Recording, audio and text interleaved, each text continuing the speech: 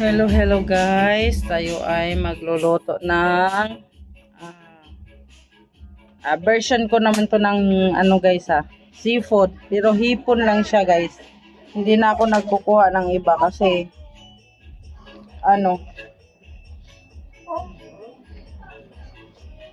hipon lang yung masarap eh.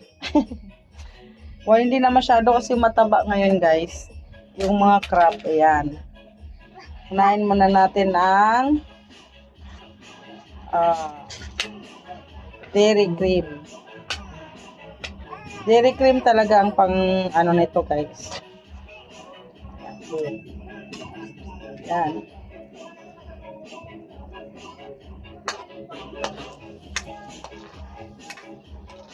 Kanina kasi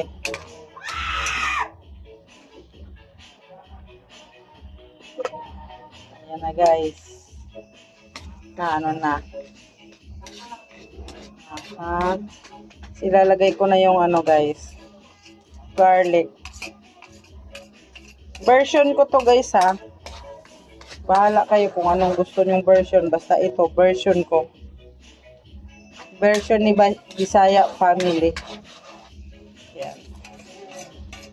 Lagyan ko ng sibuyas. Ang iba kasi guys, bawang lang. Garlic lang. Okay na. So, hinaan natin ng apoy. Kaya baka masunog. Tapos ako ay naglalagay ako ng ano guys.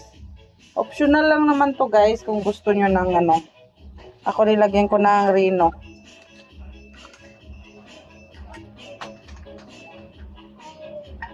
Kasi para medyo talagang ano.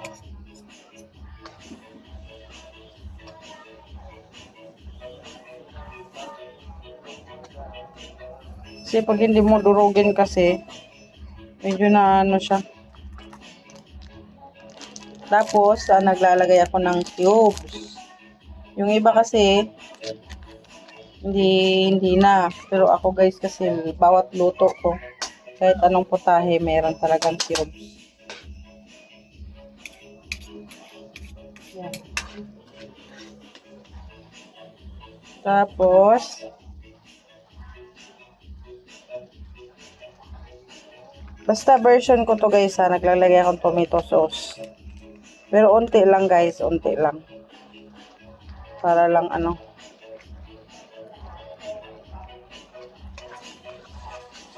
Ayan. Tapos, a little bit of